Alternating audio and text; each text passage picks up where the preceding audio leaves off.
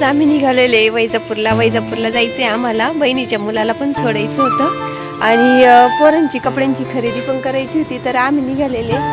तर बहिणीसाठी बघा माझ्या आईने मस्त अशी घासाची भाजी पण आणलेली आणि आईला असं वाटतं मुलीसाठी काय काय द्यावं, त्याच्यामुळे मी तुम्हाला दाखवते. खूप झालेलं होता पण तिला घासाची भाजी खूप आवडते, त्याच्यामुळं मस्त अशी छान घासाची भाजी आणलेली, अशी कापून घेतलेली होती. तर अशी मस्त हिरवीगार घासाची भाजी आहे. तर हा आहे आयुष. तर हा मोठ्या बहिणीचा मुलगा आहे. याला सोडवायला जायचं होतं, दिवाळीला खूप करमलं त्याला, पण आता त्याला जायचं नव्हतं. पण आता शाळा उघडणार आहे त्याच्यामुळं सोडून यायचंय त्याला. तर त्याच्या पप्पाचा आणि मम्मीचा सकाळीच फोन आलेला होता, त्याला घेऊन या. हाय ना आत्मानंद, तुला पण जायचंय का?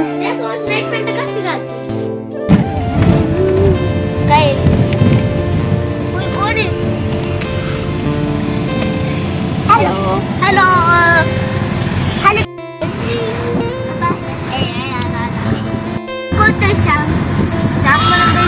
कोणाच्या नावावरून माहिती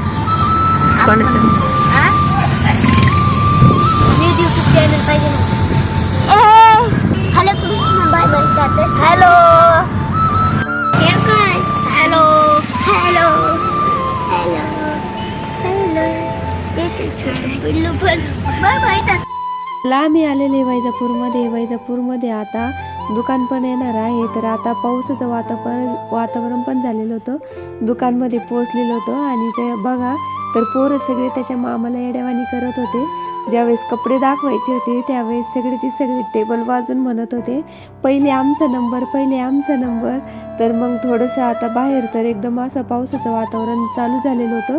बहिणीचा नुकताच फोन आलेला होता, तिकडं पाऊस चालू आहे, तर तुम्ही कुठं आहे? तर दुकानमध्ये खूप गर्दी असल्यामुळे तर आमचा नंबर यायला थोडासा वेळ बाकी होता. तर तोपर्यंत पोरं इतके मस्ती घालत होते ना, त्यांच्या मामांना पार त्यांना आवरता नाकी दम आला होता. बघा तुम्ही किती धिंगा मस्ती घालताय. तर मग ज्यावेळेस आमचा नंबर आला त्यावेळेस आम्हाला कपडे दाखवले. तर मग सगळ्यांची एक एक चॉईस करून साईडला ठेवले. तर ह्या दुकानमध्ये माऊली आणि नवरंगमध्ये आम्ही जेव्हापासून लहान होतो तेव्हापासून ह्याच दुकानमधून कपडा घेत असतो, कारण की इथले कपडे आम्हाला लहानपणापासून खूप आवडतात. त्याच्यामुळे आम्ही कधी पण याच दुकानात येत असतो. तर कपडे घेऊन झाले आणि आम्ही बहिणीकडे निघालो. तर हे बघा, पाऊस पण चालू झालेला होता आणि मला चप्पल पण घ्यायची होती. तर चप्पल घ्यायला पण वेळ नाही मिळाला, कारण की त्या दुकानमध्ये पाहिजे तशी चप्पल पण नाही भेटली आणि पाऊस चालू झाल्यामुळे आम्हाला लगेच निघावं लागलं. तर मग आम्ही निघालो. चला, आपण इथे पोहोचलेला आहे. तर माझ्या बहिणीचं गाव आहे वाघलगाव. तर वाघलगावमध्ये आपण पोहोचलेला आहेत. आता सगळेजण उतरतायत. आयुषची बॅग पण काढायची आहे.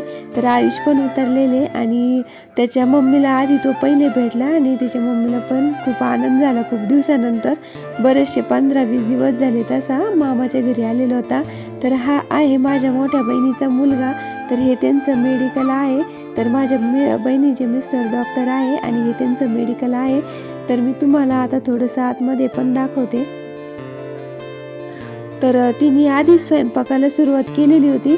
तर हे बघा, मम्मी आणि आयुष दोघे जण भेटले आणि त्यांना खूप आनंद झाला. म्हणजे आता मम्मीने त्याची मिठीच मारली.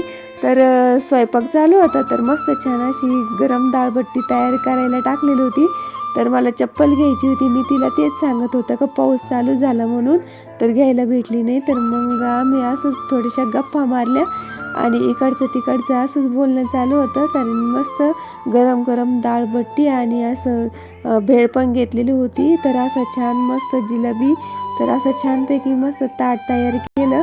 आम्हाला परत आयुषला सोडून घरी रिटर्न जायचं होतं. तर पावसामुळं आम्हाला लवकर जायचं होतं, कारण थोडंसं लांबचं अंतर असल्यामुळं आणि भावाला पण घरी दुकान असल्यामुळं गिऱ्हाईकं खूप असतात आणि वहिनींना पण मग ब्लाऊज शिवायचे होते, त्याच्यामुळं त्याला पण लवकर घरी जायचं होतं. पण तरी आम्हाला इथून निघायला 6 वाजलेले होते. पटापट आम्ही जेवण केले आणि लगेच निघालो.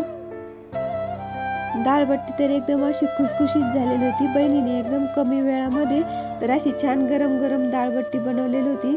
तर मग माझ्या भावाने पण तोंड हातपाय धुतले आणि बहिणीने लगेच ताटं करून ठेवलेच होते की लगेच गरम गरम जेवायला दिलं. तर हा होता माझा छोटासा आणि छानसा व्हिडिओ. तुम्हाला कसा वाटला नक्की मला कमेंटमध्ये सांगा. लाईक करा, शेअर करा. तो भेटू पुन्हा नवीन व्हिडिओमध्ये. तोपर्यंत बाय.